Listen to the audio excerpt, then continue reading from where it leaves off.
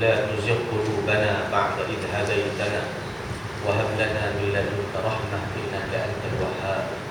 Ya Allah, jangan Engkau cabutkan hidayah nikmat Islam dan iman yang telah Engkau berikan kepada kami, Ya Allah. Kerana sesungguhnya Engkau, Ya Allah, yang memelihara akan semua makhluk. Kerana kita semua ini yang dijadikan oleh Allah Ta'ala sebagai sebaik-baik umat dan juga penghulu kita dan penghulu segala para nabi, iaitu Nabi Muhammad SAW juga adalah semulia-mulia nabi dan juga semulia-mulia makhluk, lebih mulia daripada para malaikat.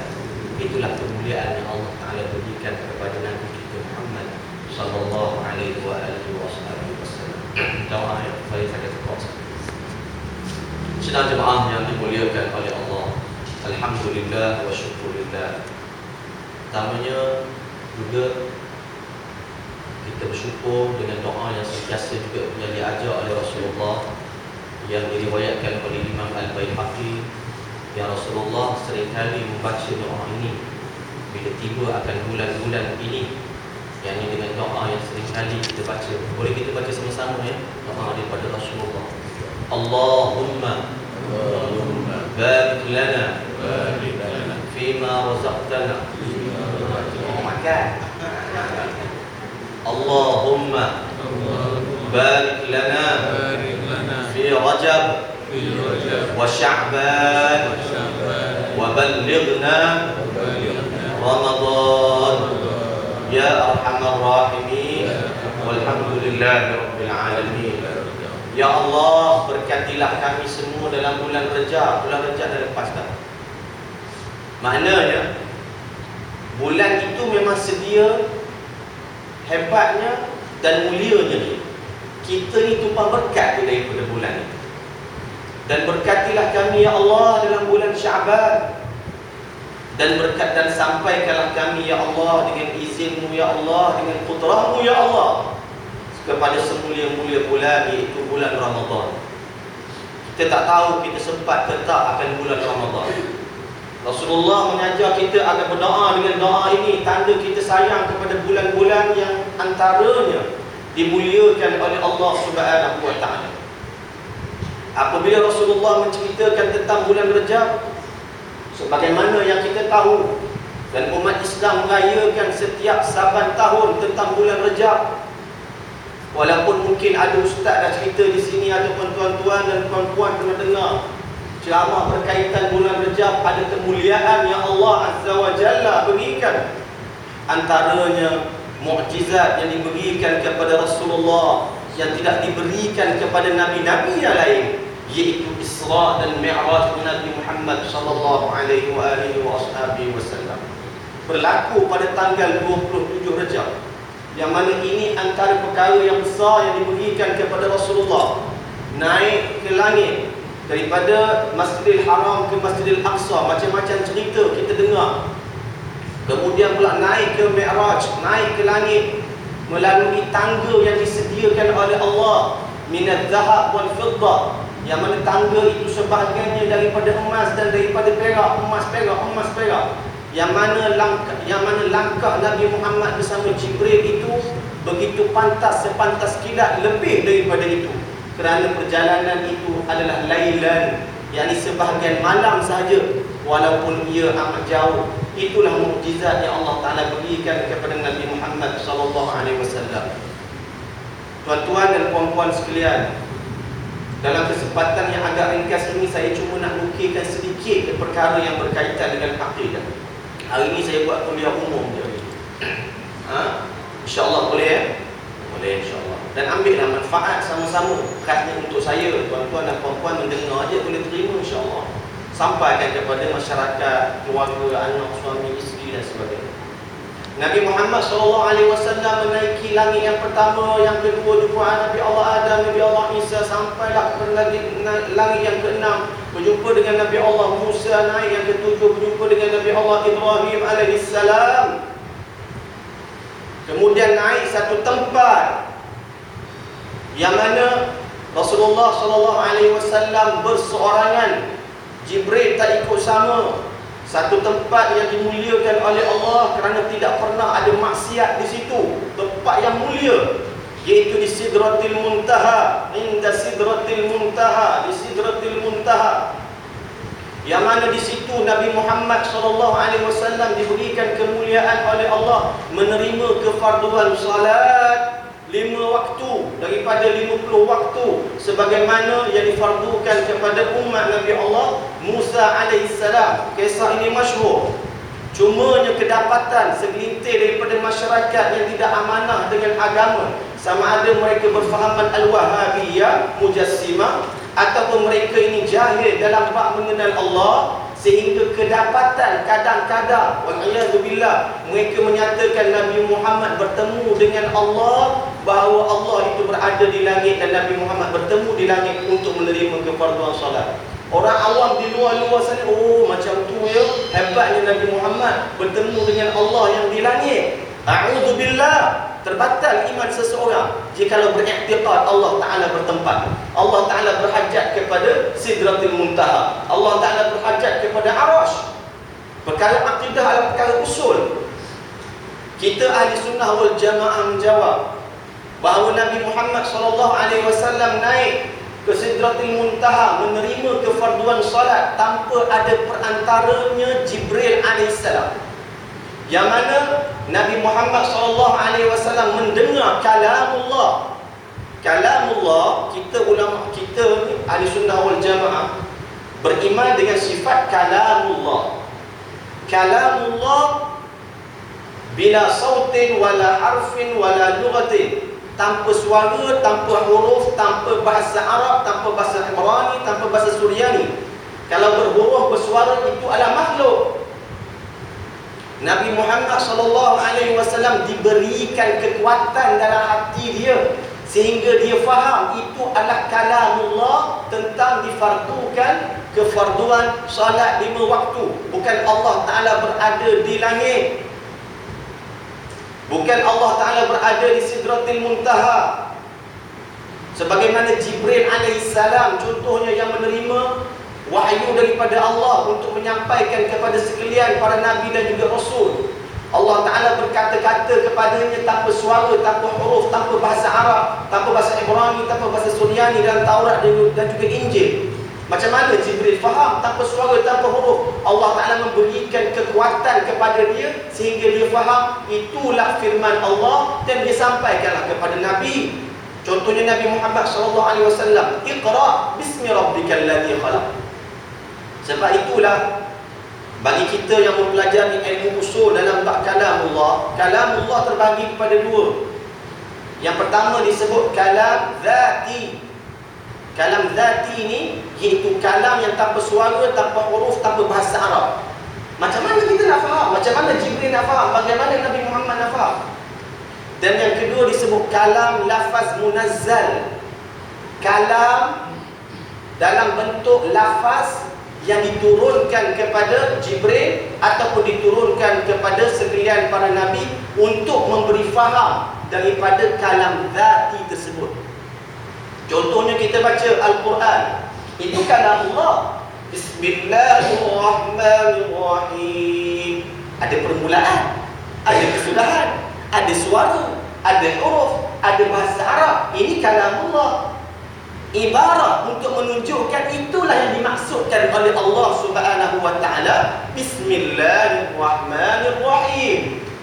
Itu yang dimaksudkan oleh Allah, yang perlu kita baca, yang kita dapat pahala baca satu huruf dapat 10 pahala. Itu adalah kalamullah untuk menterjemahkan, untuk mudahkan kita faham, untuk menterjemahkan akan maksud daripada kalam yang tanpa suara, tanpa huruf, tanpa bahasa Arab, Quran, Ibrani, Suryani, Taurat, Injil, Zabur dan sebagainya. Faham ya? Kalam zati dan juga kalam lafaz munazzal. Kemudian begitu juga dengan Nabi Allah Musa alaihissalam yang berbicara dengan Allah, yang dia berada di bukit Turi Saina. Bahasa Arab sebut bukit itu Turi Saina, kita sebut bukit Tur Sina. Bukit Turi Saina, Nabi Allah Musa berdiri di situ. Nabi Allah Musa bertempat di Bukit Turi Saina. Dan contohnya Nabi Muhammad bertempat di mana? Di Sidratil Muntaha, berbicara dengan Allah. Nabi Allah Musa memahami kalamullah, yang mana Allah bukan di depan, bukan di belakang, bukan di kiri, bukan di kanan, sehingga dia memahami apa yang dimaksudkan oleh Allah Subhanahu wa taala, wahyu yang diturunkan kepadanya. Ini dalam bab tanzih. Ini dalam bab mensucikan Allah daripada persamaan dengan makhluk.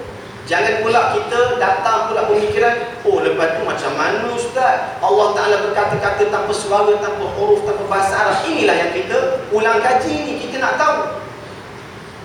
Yang Bismillahirrahmanirrahim adalah untuk memberi faham daripada apa yang dimaksudkan oleh Allah Subhanahu wa taala. Dan itu adalah kalamullah. Quran adalah kalamullah. Kalam lafaz munazzal. Kalam lafaz sebutan kita sebut yang diturunkan kepada sekalian para nabi dan rasul-rasul alaihi wassalatu wassalam. Nabi Muhammad memang berada di langit. Nabi Muhammad memang berada di Sidratul Muntaha. Nabi Muhammad memang menerima kefarduan solat, yang mana Nabi Muhammad bertempat duduk di atas langit. Tapi Nabi Muhammad bukan di langit. Allah Ta'ala bukan di langit. Allah Ta'ala bukan duduk cokoh, duduk congok, duduk sigalendik atas aras. Tidak. Itu bukan akidah Nabi. Nabi Muhammad ketika mana balik daripada Mi'raj, orang yang mula-mula bertanya kepada Nabi Muhammad antaranya Sayyidatina Aisyah radhiyallahu taala anha, bertanyakan, wahai Muhammad, adakah kamu melihat Allah? Nabi Muhammad kata, subhanallah, subhanallah, aku tidak melihat Allah dengan mata kepala aku. Aku tidak melihat Allah. Dan inilah kepentingan dalam kita mengetahui sejarah Isra dan Mi'raj. Jangan kita lupa dalam perkara yang berkaitan dengan akidah, terutamanya dalam bab Nabi Muhammad sallallahu alaihi wasallam menerima kefarduan solat 5 waktu, yang mana Nabi Muhammad berulang-alik di tempat mana? Di tempat Nabi Allah Musa alaihissalam, di tingkat yang ke-6. Berulang-alik ke tempat yang dia mendengar kalamullah yang tanpa suara, tanpa huruf, tanpa bahasa Arab. Bukan Allah Ta'ala berada di situ. Macam mana dan bagaimana? Itulah hebatnya mukjizat yang Allah Ta'ala berikan kepada Nabi Muhammad sallallahu alaihi wasallam. Boleh faham ya tuan-tuan? Saya dah cerita sebelum ini, beriman tentang kewujudan Allah Ta'ala, beriman tentang sifat-sifat Allah Ta'ala.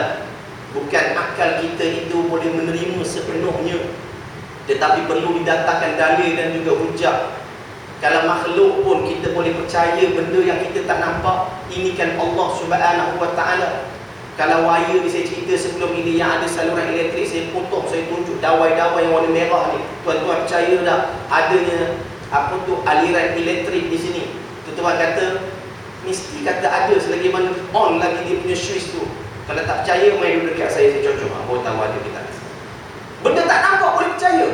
Allah Subhanahu wa taala tidak semestinya kita tak nampak itu dia tidak ada. Sebab bagi makhluk ni bila sebut ada, mesti dia bernyawa, mesti dia hidup, mesti dia itu kalau tumbuh-tumbuhan dia ada akar, mesti kalau binatang dia ada perjalanan, ada berjalan, dia makan, dia bau, dikatakan hidup. Itu manusia. Allah Ta'ala kan dalam sifat 20-nya ada al-hayat, hidup. Hidup Allah Ta'ala tanpa roh, tanpa jasad, tanpa jisim, tanpa daging, tanpa tulang. Boleh kita gambarkan lagi tak? Tak boleh gambarkan. Dan wajib kita beriman Allah Ta'ala bersifat hayat. Tidak pernah seorang pun mempertikaikan, macam mana Allah Ta'ala hidup tapi tanpa nyawa? Itulah Allah yang tak sama dengan makhluk. Inilah yang diceritakan oleh semua para ulama tentang kepentingan kita beriman dengan Allah Ta'ala yang adanya tanpa berbentuk dan tanpa bertempat. Itu secara ringkas. Saya bukan nak cerita tentang Isra dan Mi'raj. Ada buat ceramah Isra dan Mi'raj di sini? Ada kedengaran sekelintir. Orang awam, kita ni bukan orang kedua orang di sini, semua dah tahu. Orang awam banyak peringkat-peringkat mentaliti dia, pemikiran. Kalau sebut Nabi Muhammad naik ke langit bertemu dengan Allah, menerima kefarduan solat, orang awam akan fikir Allah Ta'ala di langit dah. Ya, bertemu dengan Allah di langit. Maknanya apa di langit?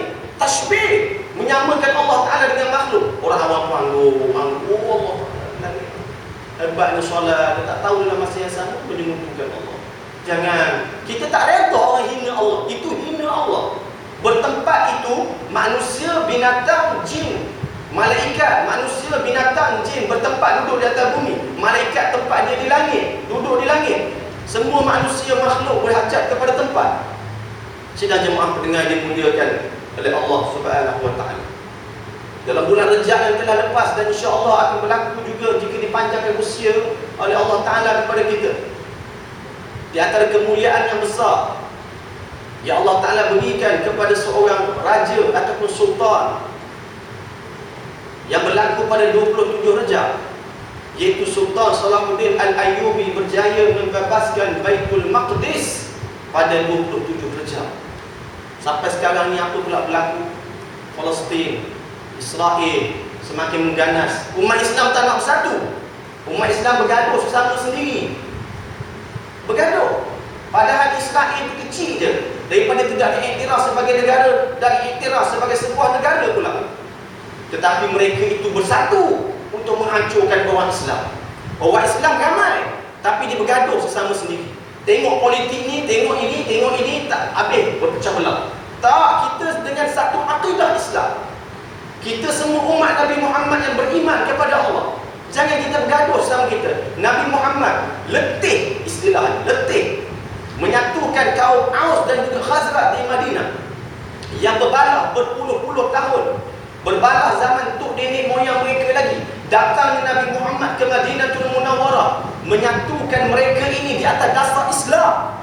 Islam yang menyatukan, talak semua hasad dengki, talak semua dendam yang kesumat, tak ada. Sebab Islamlah yang boleh menyatukan kita. Zaman sekarang ni sebab Islamlah umat Islam yang berpecah. Kita tak nak macam itu. Nabi Muhammad SAW sayang dan kasih kepada umatnya selagi mana umatnya sayang kepada Nabi Muhammad. Dan tanda kita sayang kepada Nabi Muhammad, kita memelihara akan keharmonian, kemurniaan dan terutamanya akidah Islam, akidah Nabi Muhammad SAW. Sedang jemaah pendengar dimuliakan oleh Allah Subhanahu wa Ta'ala. Ini yang berlaku di Palestin. Kemudian pula Syaban, kita nak sambut pula nisfu Syaban. Ada sebahagian surau masjid sambut malam nisfu Syaban. 15 ayyam, 15 nisfu Syaban. Baca tahlil, baca Yasin, sedekahkan Al-Fatihah 3 kul kepada orang yang telah mati, membuat amalan baik. Bukan saya cakap kasar ni, tak setuju, tak. Sebab saya cerita di sini ada golongan yang kata bid'ah masuk api neraka, Nabi tak buat. Kita baca Quran, bukan kita berkaraoke, berjoget, dedah aurat. Tak. Kita baca Quran, doa kepada Allah. Kebetulan pula Nabi Muhammad SAW menyatakan pada malam nisfu Syaban antaranya Allah Ta'ala memerintahkan para malaikat untuk turun ke langit dunia. Langit dunia mana? Langit yang paling hampir dengan bumi yang pertama ini. Melihat mana hamba-hambanya yang meminta kepadaku, yakni kepada Allah, maka dimustajabkan, sama ada akan umurnya, rezekinya dan sebagainya, dan amalannya dibukukan, amalannya diberikan kebaikan padanya. Saya nak ingatkan juga untuk diri saya dan juga sedang jemaah sekalian, akan kedengaran juga golongan-golongan yang tak amanah dengan ilmu agama yang nama ustaz juga, ustazah juga, doktor juga, siapa pun, kalau hina Allah kita tak redha. Tak redha hina Allah, Tuhan kita. Apa fahaman yang dibawa dalam nisfu Syaban nanti? Memang ada dalam hadis, inna rabbana yanzilu kulla lailatin. Sesungguhnya Allah Ta'ala memerintahkan malaikat untuk turun kepada langit dunia. Ini yang ditafsirkan oleh siapa? Imam Ahmad Hanbal, antaranya mazhab pengasas kepada mazhab Hanbali. Bukan maksudnya Allah Ta'ala bersifat turun tengok mana hambanya, tak. Allah Ta'ala perintahkan malaikat, dan ada sebagai riwayat mengatakan rahmat Allah Ta'ala turun. Allah Ta'ala itu bukan berada di langit. Ingat, bila kata rahmat Allah Ta'ala turun, bukan makna Allah Ta'ala di langit. Sebab di atas arasy, arasy itu bumbul kepada syurga. Dalam hadis sahih menyatakan di atas daripada arasy ada satu kalimah. yang disabdakan oleh Rasulullah sallallahu alaihi wasallam dan merupakan hadis kursi. Inna rahmati sabaqat ghadabi. Sesungguhnya rahmat aku, kemurahan aku melebihi daripada kemurkaan aku. Maknanya Allah Ta'ala maha memberi kemaafan kepada hamba-Nya. Bukan maknanya kita boleh buat salah semua, tak. Kita kena banyak bertaubat, berdoa, istighfar kepada Allah. Sebab Allah Ta'ala sentiasa mengampunkan hamba-Nya. Itu rahmat Allah Subhanahu Wa Ta'ala yang agung. Bukan Allah Ta'ala bersifat turun naik. Allah Ta'ala turun ke langit ke dunia. Turun, apa yang kita faham? Allah Ta'ala bersifat turun naik. Kalaulah turun itu sifat Allah Ta'ala, maknanya Allah Ta'ala tak ada kerja lain lah. Sebab di Malaysia ni masa dia lain, tempat lain, di Afrika, di Saudi, di Jordan, di Iraq kan berputar malam, siang. Maknanya Allah Ta'ala kerja turun saja dah. Dahlah sifat Allah Ta'ala memang tak layak bersifat turun. Ini kedengaran saudara jemaah sekalian. Mungkin kita kata ustaz, kita orang tahu. Dah generasi kita, anak-anak kita pernah kita ingatkan. Tuan-tuan memang selalu ingatkan. Saya nak beritahu tuan-tuan, tolong ingatkan orang yang lain. Ingatkan tentang bab tanzih, mensucikan Allah. Jangan pandang enteng, pandang mudah dalam perkara ini. Kerana ia melibatkan akidah. Kalau betul bab akidah, insya-Allah menjadi syarat untuk sembahyang puasa haji. Ini puasa tak nama tadi. Haji, zakat, nikah kahwin diterima oleh Allah. Tapi kalau akidah terbatal, akhlak hebat macam mana pun, pakaian hebat macam mana pun, solat betul, Fatihah macam mana pun, rukuk betul macam mana pun, tak diterima oleh Allah. Kenapa? Akidah menyentuhkan Allah walaupun dia sebut Allah sebagai Tuhan. Dalam surah Syaban. Cina jemaah yang dimuliakan oleh Allah Subhanahu Wa Ta'ala. Memang dalam bulan Syaban disebut dalam hadis-hadis yang masyhur yang diriwayatkan oleh Nisa'i contohnya, Rasulullah menyatakan bulan yang diangkatkan amalan ialah di antara Rejab dan juga Ramadan. Apa dia? Rejab dan juga Ramadan. Syaban diangkatkan amalan. Maka aku suka amalan aku diangkatkan pada bulan tersebut sedang aku dalam keadaan berpuasa. Maknanya dalam buat sedekah, buat kebaikan dan kebajikan, kemudian berpuasa pula. Kerana puasa itu juga adalah sebahagian daripada amalan ibadah. Diangkatkan kemuliaan akan amalan tersebut terutama dalam bulan Syaban. Bila sebut sedekah, ada segelintir masyarakat dia faham, ustaz, tak apalah kita kumpul duit nanti, kita sedekah bulan Ramadan. Saya sedekah bulan Ramadan ni sebab berlipat ganda. Dia tahu ke hidup dia boleh hidup sampai bulan Ramadan? Tutup mati. Belum tentu lagi pewaris dia menggunakan harta dia itu untuk bersedekah sebagaimana niat dia. Bulan Ramadan ada rezeki lain, termalah pula yang lain.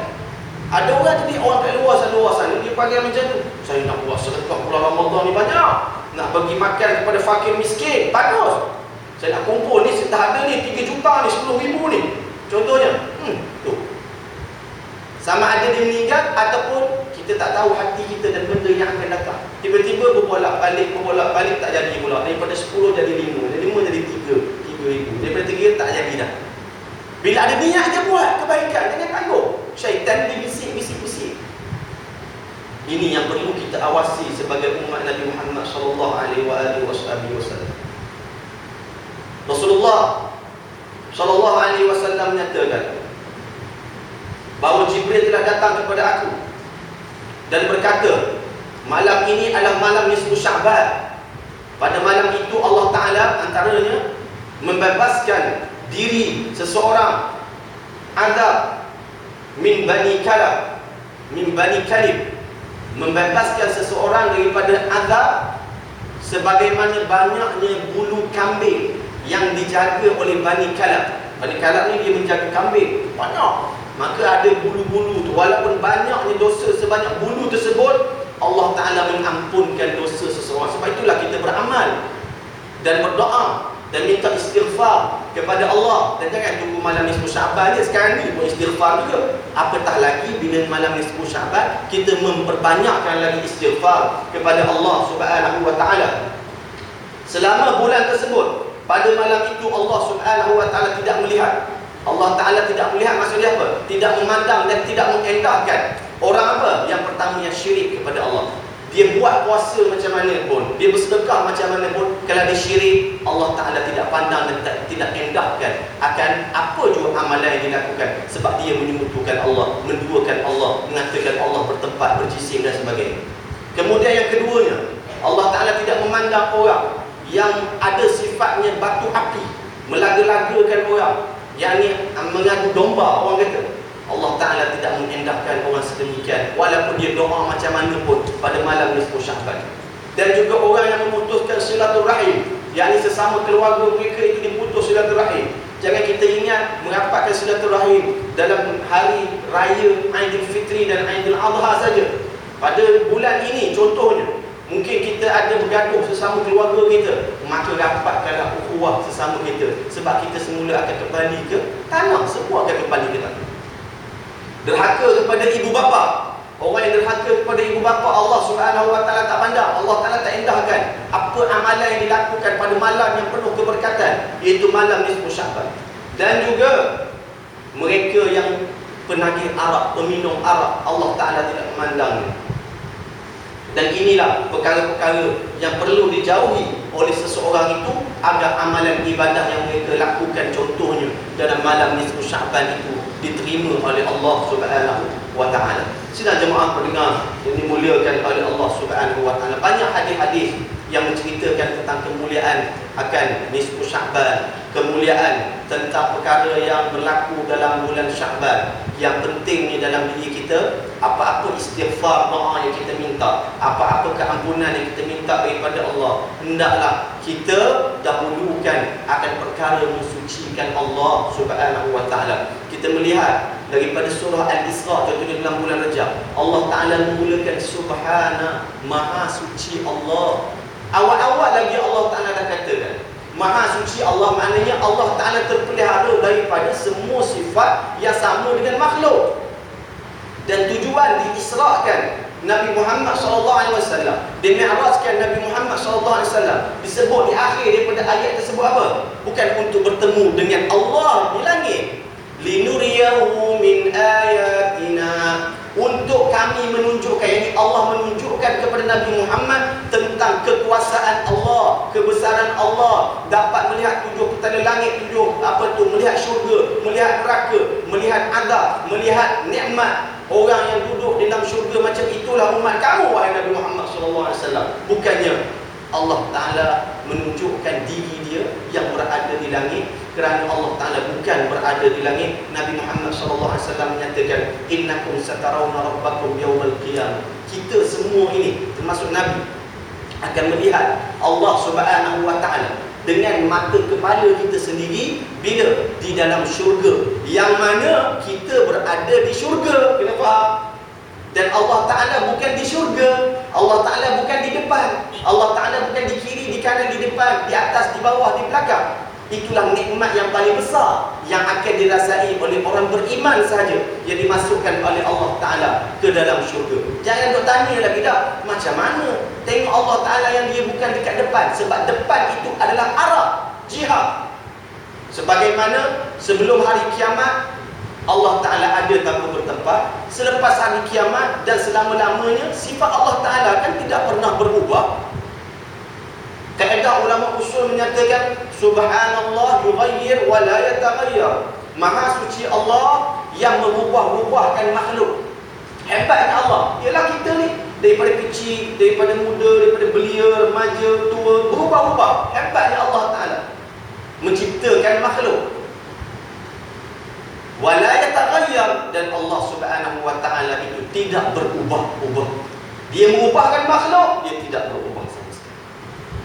Wa ballighna Ramadan, ya Allah sampaikanlah kami kepada Ramadan Al-Karim.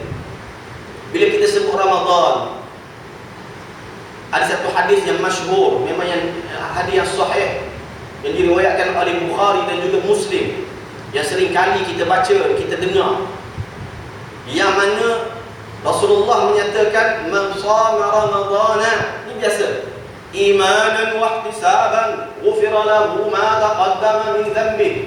Barang siapa yang berpuasa bersertakan dengan apa? Imanan. Iman dulu, akidah. Bukan menahan, semata-mata menahan daripada lapar dan juga dahaga. Iman dia, akidah dia, tidak menyekutukan Allah. kita yang jangan menyekutukan Allah. Kita lah yang kena ceritakan. Sebab inilah cara Rasulullah berdakwah selama 13 tahun. Iman, iman, iman. Barang siapa yang berpuasa dengan penuh keimanan dan mengharapkan redha, yakni Allah Ta'ala terima cukup amalan ibadah puasa dia, tengok ganjaran dia apa? Ghufira lahu ma taqaddama min dhanbi. Diampunkan dosanya yang telah lalu. Dengan syarat iman yang betul dan membuat adalah kerana Allah Subhanahu wa Ta'ala. Bulan Ramadan adalah bulan yang mulia yang diberikan kepada umat Nabi Muhammad sallallahu alaihi wasallam untuk berpuasa padanya. Kerana umat yang terdahulu juga diwajibkan berpuasa, tapi bukan dalam bulan Ramadan. Tapi umat Nabi Muhammad diberikan kemuliaan berpuasa dalam bulan Ramadan. Itu hebatnya kita. Dan apabila kita menceritakan amalan ibadah puasa, ataupun solat, ataupun zakat, ataupun haji, maka kita tidak dapat lari daripada mendahulukan akan hukum daripada benda-benda fadailul a'mal. Apa maksudnya? Kita kena mendahulukan rukun dan juga syarat, mendahulukan akan perkara yang sah dan juga membatalkan akan sesuatu amal ibadah itu. Bukan setakat kita memperbanyakkan membaca Al-Quran, bertadarus Al-Quran dalam bulan Ramadan, berzakat, kemudian kita banyak melakukan kebajikan dan sebagainya, dengan kita menepikan dalam bab rukun dan juga syarat. Kita kena mengulang kaji. Setiap saban tahun kita kena ulang kaji perkara yang berkaitan dengan puasa, yang berkaitan padanya rukun dan juga syarat. Walaupun tuan-tuan, puan-puan, ustaz-ustaz, ustazah, kita semua dah berpuasa 20, 30, 40, 50, 60, 70 tahun. Kita kena ingat selalu dalam bab hukum hakam dulu, baru kita pergi dalam bab fadailul a'mal. Begitu juga dalam bab sembahyang. Menangis dalam sembahyang contohnya, mengenalkan dosa-dosa yang telah lepas, benda baik. Dengar orang baca Al-Quran dengan suara yang bagus, dengan bacaan yang bagus, mendatangkan rasa takut kepada Allah, bagus. Tetapi membetuli akan bacaan Al-Fatihah, itu yang wajib. Membetuli akan rukuk dan sujud, itu yang wajib. Kena betul itu. Dalam masa yang sama, datangkan benda-benda yang boleh, benda-benda yang sunnah, yang boleh menambah nilai pahala oleh Allah Subhanahu wa Ta'ala. Begitu juga dengan puasa. Yang serba ringkas ini kita akan bicarakan.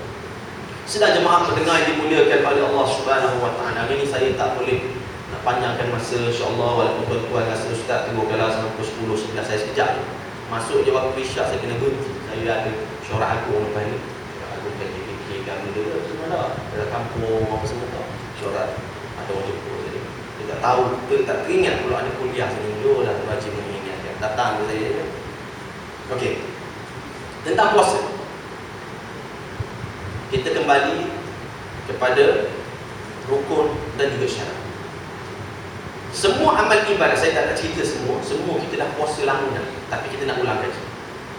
Antara perkara yang penting yang disebut dalam hadis Imam Nawawi yang pertama, hadis 40 yang pertama. Dulu saya pernah baca hadis yang kedua, hadis Jibril, tapi ini hadis yang pertama yang selalu kita baca, diterjemah dalam bahasa Melayu. Rasulullah bersabda, innamal a'malu binniyat. Semua amalan dengan niat.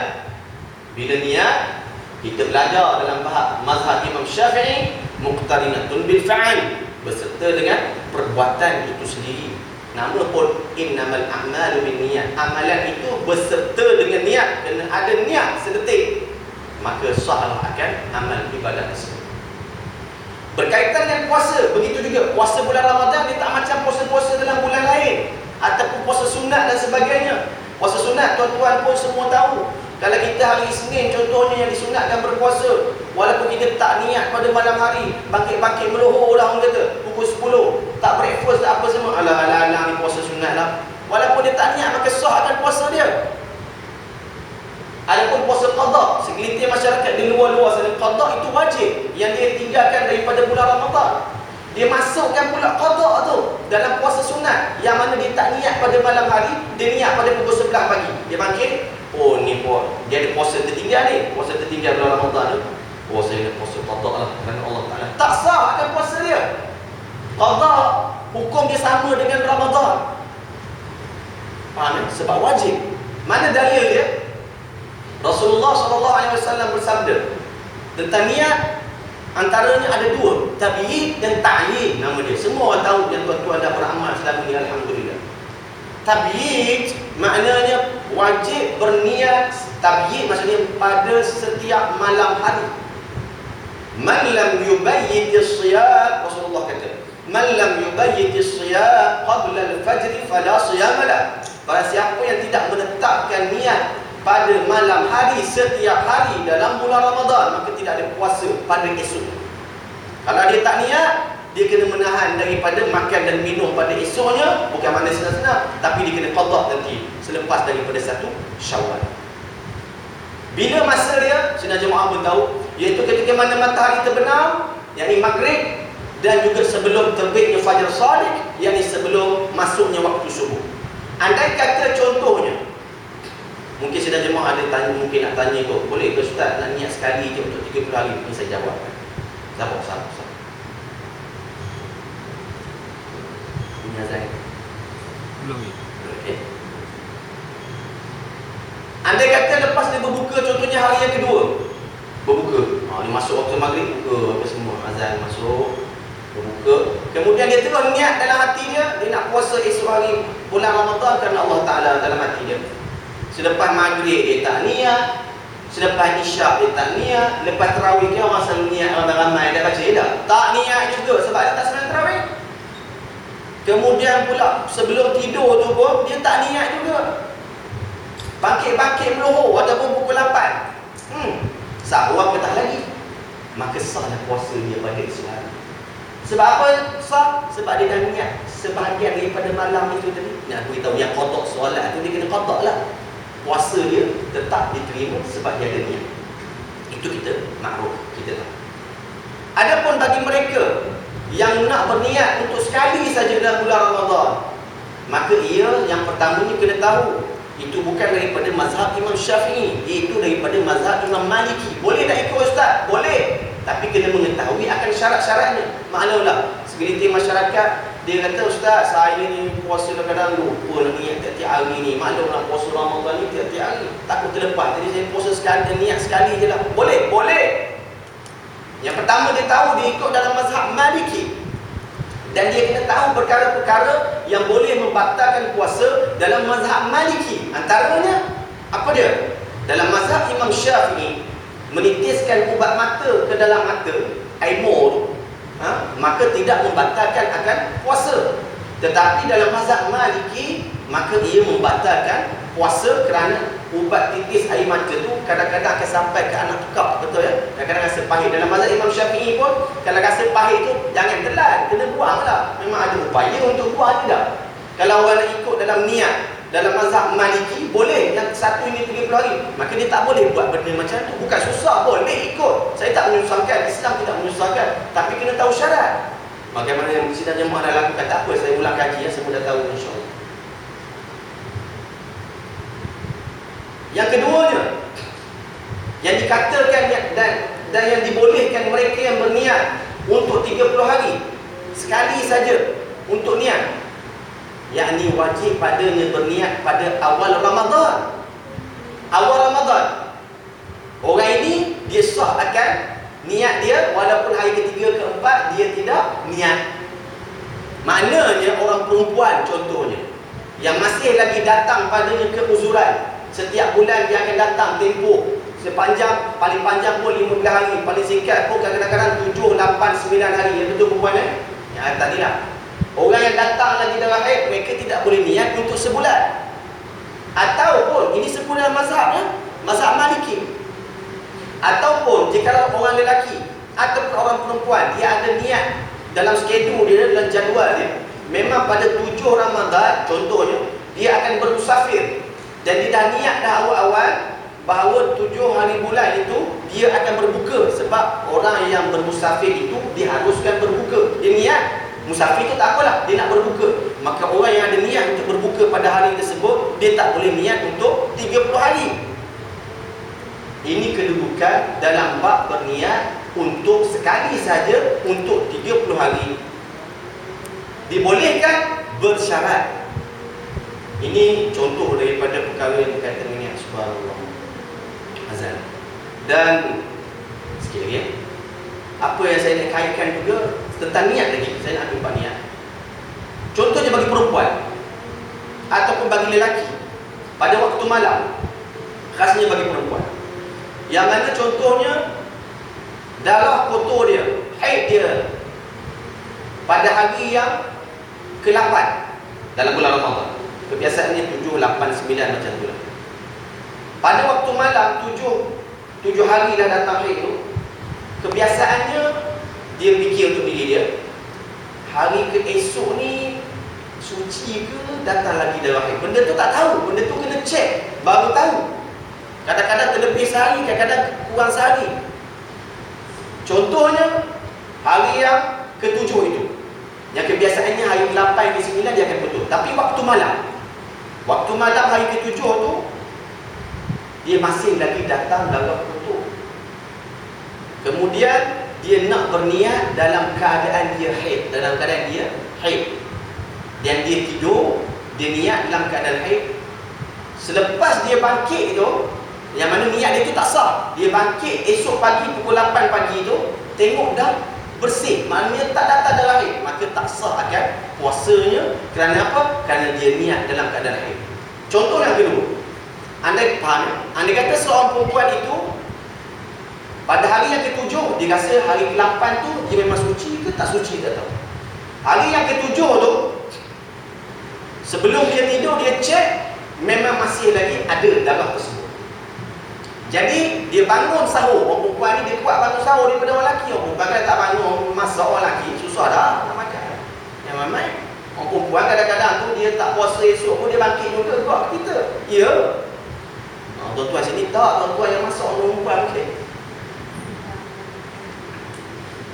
Bangun pukul 4 pagi nak masuk sahur ni, dia cek dulu sebab dia orang perempuan kan dia nak puasa, sebab dia cek bersih. Lalu dia bersihkan akan kotoran tersebut.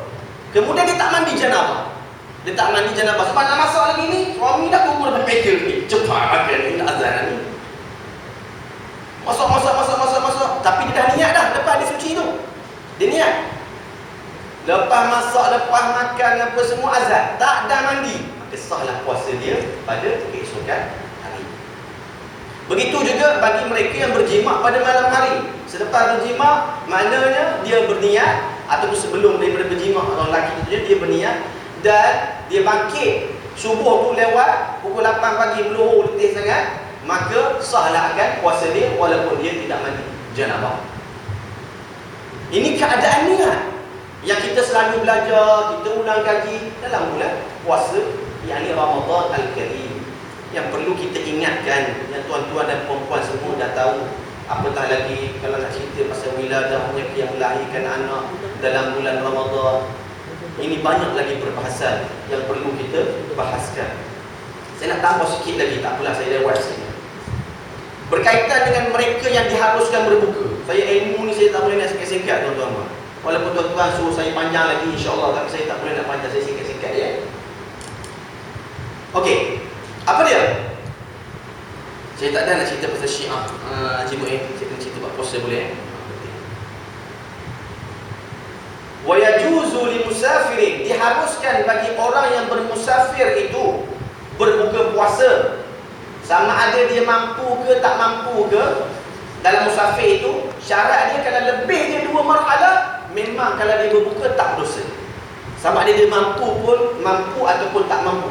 Sebab itulah kita bila masuk highway, bila lalu sebelah kereta, orang tengok orang tunggu air dia cepat ngata ke orang. Orang itu mampu ke tak mampu ke, mungkin dia dah lebih 2 marhalah. Bukanlah bermakna boleh kita minum air cepat-cepat dekat RNR tu, tak.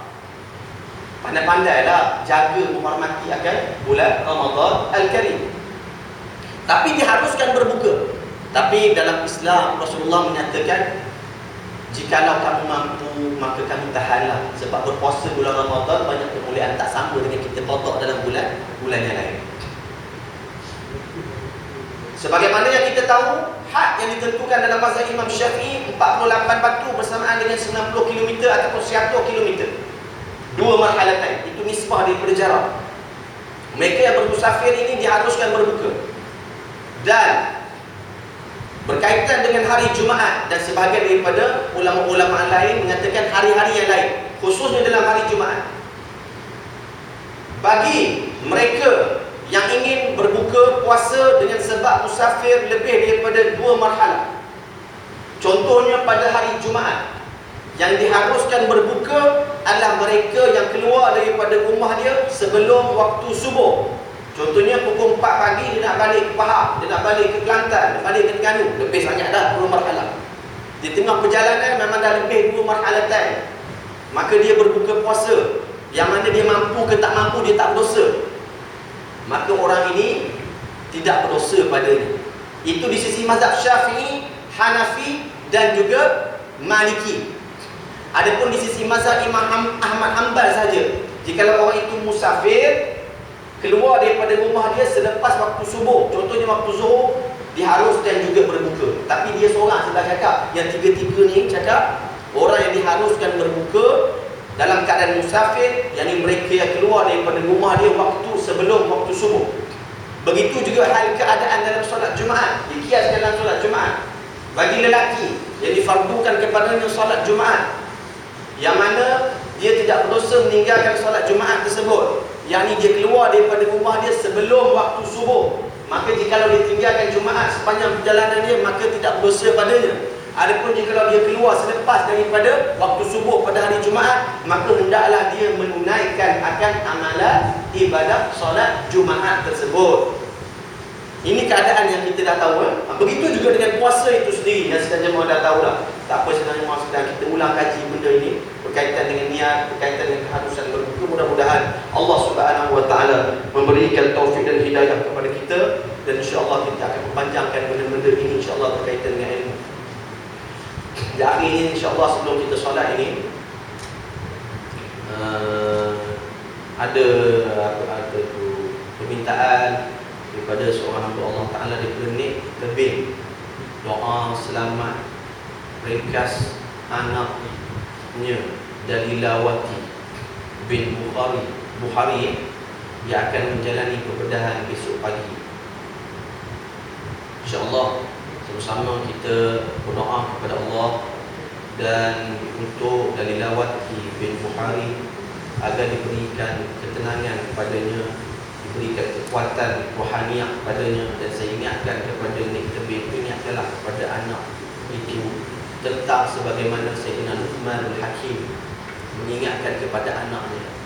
Anak Sayyidina Luqmanul Hakim paling jujur dah, baik sangat, solat tak tinggal, puasa tak tinggal. Tapi benda yang utama yang diingatkan oleh Sayyidina Luqman apa dalam surah Luqman mula sekali? Ya bunayya la tusyrik billah. Wahai anakku, jangan menyekutukan Allah. Panjang umur macam mana, pendek umur macam mana pun, jikalau berkat umur itu dengan akidah yang betul, tak ada masalah. Imam Nawawi radhiyallahu taala anhu, umur dia singkat, mati dalam keadaan dalam usia yang muda, 40 tahun. Mudalah 40 tahun Imam Nawawi. Apa sumbangan dia kepada agama? Dia syarah kepada hadis sahih Muslim.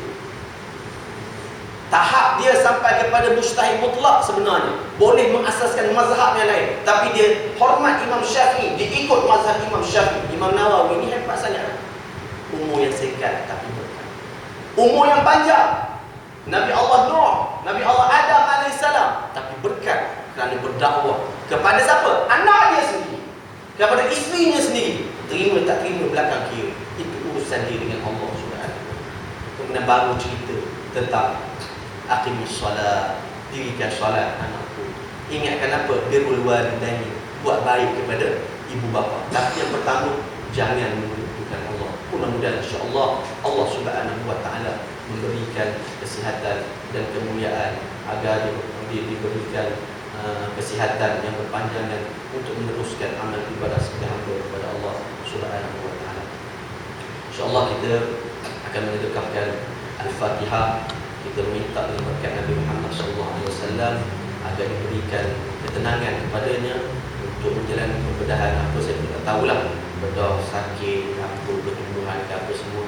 Mudah-mudahan Allah Taala berikan kemuliaan yang berkat Nabi Muhammad SAW ila hadratin Nabi Mustafa SAW wa ila arwah walidina wa ila sayyidina Abu Bakar wa Umar wa Uthman wa Ali وإلى سائر الأولياء الله الصالحين وإلى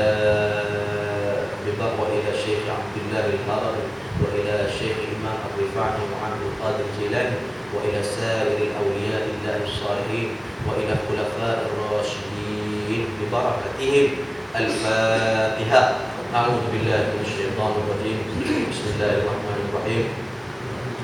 الحمد لله رب العالمين الرحمن الرحيم مالك يوم الدين إياك نعبد وإياك نستعين اهدنا الصراط المستقيم صراط الذين أنعمت عليهم غير المغضوب عليهم ولا الضالين.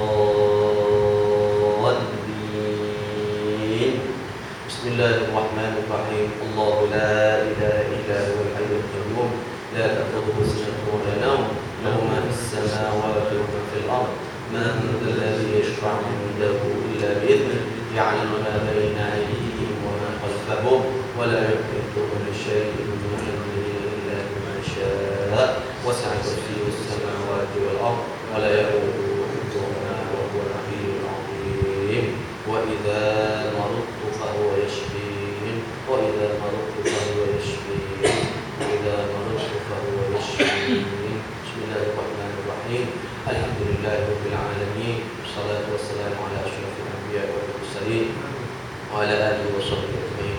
اللهم اشف مرضها يا رب العالمين. اللهم اشف مرضها يا رب العالمين. اللهم اشف مرضها يا رب العالمين. اللهم لا تدع لنا في مقامنا هذا ذنبا إلا غفرته ولا هما إلا فرجته ولا دينا إلا قضيته ولا مريضا إلا شفيته ولا مريضا إلا شفيته ولا مريضا إلا شفيته ولا ضالا إلا هديته ولا حاجة من حوائج الدنيا والآخرة إلا قضيتها ويسرتها يا رب العالمين ببركة سيدنا محمد صلى الله عليه وعلى آله وصحبه أجمعين والحمد لله رب العالمين. Mudah-mudahan insyaAllah Allah Ta'ala memberkati kehidupan kita walaupun umur kita panjang walaupun pendek sekalipun agar kita dimuliakan oleh Allah. Di kesempatan ini saya ingin mewar-warkan kepada sahabat sekalian bahawa pada 1 hingga 5 Julai bulan depan kita di Malaysia ini bertuah kerana didatangi oleh rombongan ulama yang merupakan keturunan Nabi Muhammad SAW, cicit cuik Nabi Muhammad dan seorang ulama yang agung bersama rombongannya datang ke Malaysia atas jemputan Jabatan Mufti Wilayah dan juga Jabatan Mufti Pahang, Jabatan Mufti Wilayah Negeri Sembilan. Saya mengaturkan program ini dan insyaAllah pada 1 bulan kita ada kesempatan akan diadakan seminar pemantapan akidah di pusat Islam sebelah Masjid Negara. Datanglah, ambil keberkatan.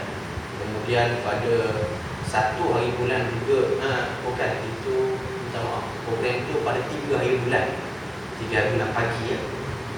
Ada pun 1 hari bulan iaitu pada waktu malam insyaAllah di Masjid Negeri Sultan Salahuddin Abdul Aziz Shah di Shah Alam insyaAllah akan diwawarkan.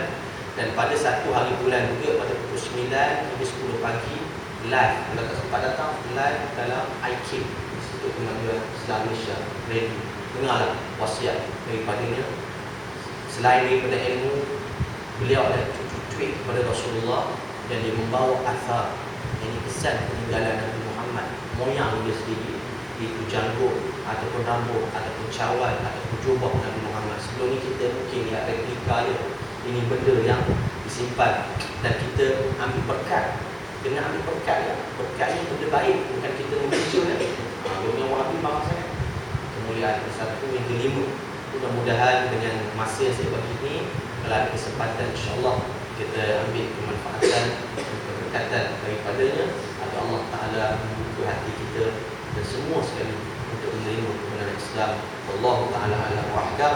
Barakallahu fikum. Assalamualaikum warahmatullahi ta'ala wabarakatuh. Akhir.